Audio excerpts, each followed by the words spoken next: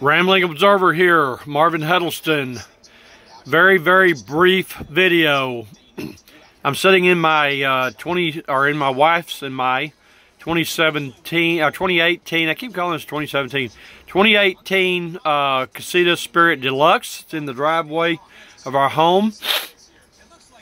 I've got it hooked up to shore power right now, and I am showing on the screen here a app that I use called Radar Scope. It is not a free app. It's about a $40 app, I believe. Can't remember the actual cost of this app. A lot of us storm spotters, I'm a severe weather storm spotter for the Radio Amateur Civil Emergency Service in Mesquite, Texas. My ham radio call sign is Kilo Charlie 5 Lima Echo India. Anyhow, just wanted to share this app with you. If you want a really good app to use that will give you radar, I'm going to zoom in a little bit closer there. Sorry, I'm trying to handhold this. Give you a better idea what Radar Scope does. It has all kinds of features. A lot of features I haven't even learned how to use, to be honest with you. I mainly just use it as a standing app. The neat thing is, how many people do you know have a Casita that are into weather that also have their own radar? This is my dedicated now. This is now my dedicated Ellipsis 8-inch tablet that is on Verizon Wireless, and this is my astronomy clock, my weather instrument, etc., etc. So I just wanted to share that with you briefly. Let me swing over here and show you the other weather item that I have. Real quickly, a swing over here. I'm watching television too. This is a little cheap so-called weather station. It is correctly showing that we're raining right now. Gives you the time, the date, the day of the week, the moon phase. To the right there, it shows you that the temperature outside, which is being read where the power cord comes out of the Casita to go to shore power. I've got a sensor down there that reads the temperature, the ambient temperature, gives you the humidity outside, 59%. Down there at the bottom, it shows you it's a nice, comfortable 71.2 degrees inside the cab of the Casita and 41% relative humidity. One other thing I will share with you, and see if I can hold this still. And this is one other monitor that I have. Gives the time, of course. It does not give humidity, and it does not give a weather forecast of any kind. It gives you an outside temperature of 45.3 degrees, which is kind of interesting. And that sensor is actually on the side where the fresh water tank is. I'm trying to determine how cold it gets in that compartment. And then it gives the inside temperature at this spot where this has been setting at 68.9 degrees Fahrenheit. And I keep it over here different places, but right now it's been sitting right here on top of the stove. So anyway, this is just a couple of little things I thought I would share with you that you might be interested in ways to monitor those outside tanks and different things. It's a nice rainy day today. I love this kind of weather. It's thundering, so this is the first time I've been in here in a heavy thunderstorm type rain. I wish I had thought before now. I should have been doing a monitor. I'm a part of the Community Collaborative Rain, Hail, and Snow Network. We call it COCORAS. If I had thought about it, I would have brought my counter out and been monitoring this thunderstorm with a clicker. I count how many thunderclaps we have, and I did not think about that when this particular round of rain started, so I missed that opportunity. Right now, I checked before I came in here to eat my lunch and relax in the Casita and do some planning and stuff and videos, what have you. I checked my Kokoraz, official Kokoraz rain gauge, and it read it read 0.32 inches of rain, and it is raining right now. Currently, much heavier rain than that. So this is our casita. I'll just do a little sweep here. This is the bathroom, of course, and the closet, microwave, refrigerator, our good old Keurig, and my trash from my lunch today. A couple of wine bottles we've opened in here for celebrating our anniversary, and a couple other things that were going on.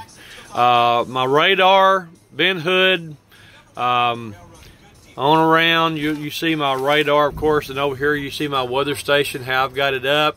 And I'm using these little NATO mounts. Let me show you a NATO mount. Those are available. I bought that. Excuse me. I bought that. Found those on Facebook on one of those ads they give you. Of course, there's a TV watching a silly program I've got on here. Real quickly, just the back side, and my coat laying over there and some trash in the corner. But anyway, this is a little thing that my wife did. We made a little couch into our little small dinette, and this is a very comfortable place to relax. I got this little table. This is the heater that we bought I bought this from Kohl's, and it's called a Vornado. A little Vornado heater.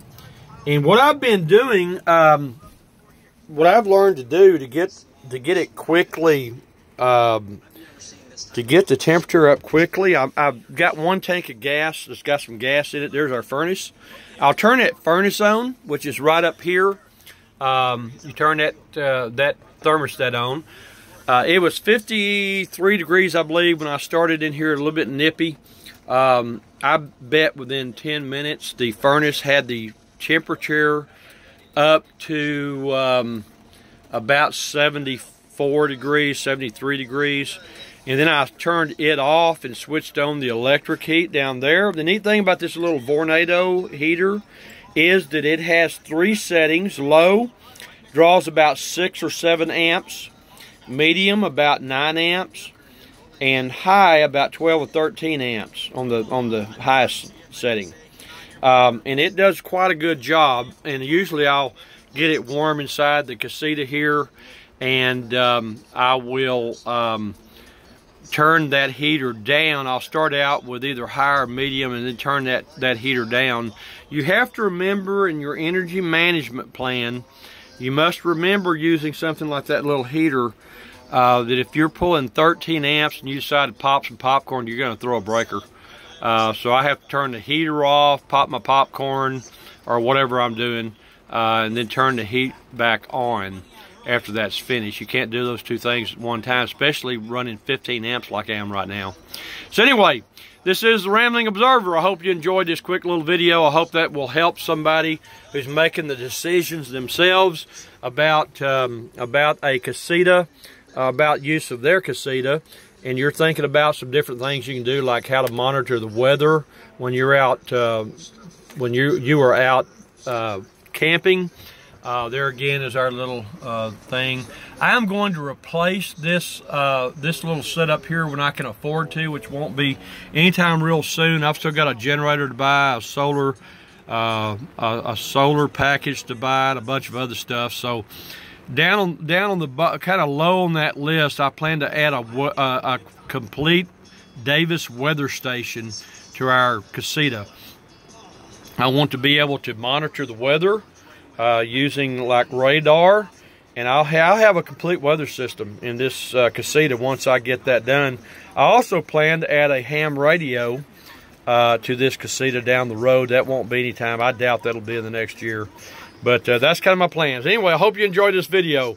Again, this is Marvin Huddleston, the Rambling Observer, your weather geek and astronomy nut and geek.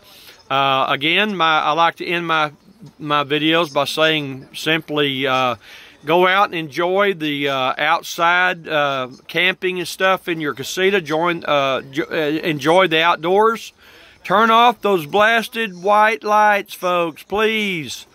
They're unnecessary. They ruin your night vision. They ruin everybody else's night vision.